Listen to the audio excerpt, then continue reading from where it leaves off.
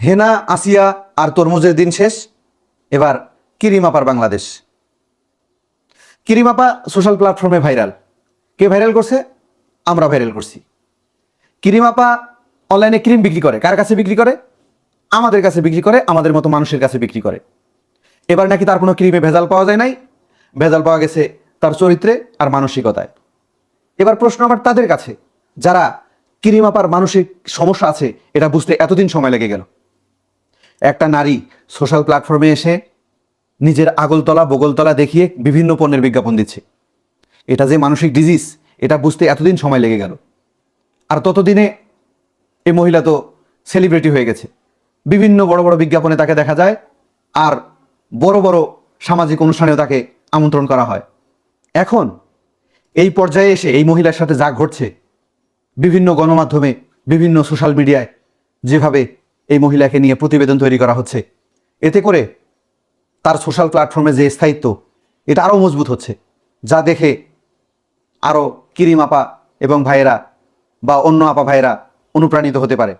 যেমন এর আগেও অনেক সেলিব্রিটি আছে যারা সরকারি কর্মকর্তাকে মারধর করে, নিজের ব্যক্তিগত মুহূর্তের ছবি কিংবা ভিডিও ভাইরাল করে, অথবা বিভিন্ন অপকর্ম করে সেলিব্রিটি হয়ে গেছে।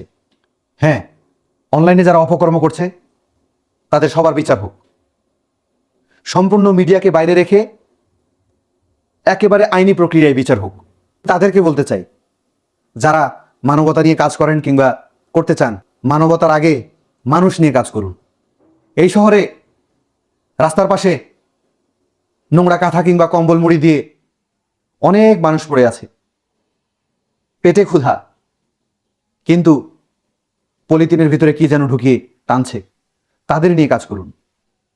কিরিম আপাকে নিয়ে এত আয়োজন করে মাতামাতি না করে কিরিম আপা যেন তৈরি না হতে পারে তা নিয়ে কাজ করুন। আরো বেশি ভালো কিছু করতে চাইলে ফিলিস্তিনের জন্য প্রতিবাদ সমাবেশে মানুষ পাওয়া যায় না। গত কয়েকদিন আগে ঢাকার বিভিন্ন জায়গায় সমাবেশ হয়েছে। কিছু সাধারণ শিক্ষার্থী, কিছু সাধারণ মানুষ আর মসজিদের মুসল্লিগণ ছাড়া কেউ ছিল না। এসব নিয়ে কাজ করুন। এখন অনেকেই বলবেন যে আপনি কি করতেছেন? আমিও করতেছি। আমি তো পুরো জাতিকে নিয়ে কাজ করার সামর্থ্য আমার নাই। আমি আমার পরিবারের যে কয়জন মানুষ আছে তাদেরকে নিয়ে কাজ করতেছি।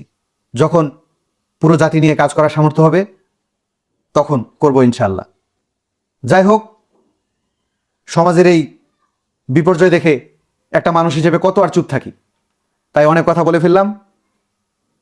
ভুল ত্রুটি ক্ষমা সুন্দর দৃষ্টিতে দেখবেন। আর জয় হোক মানবতার।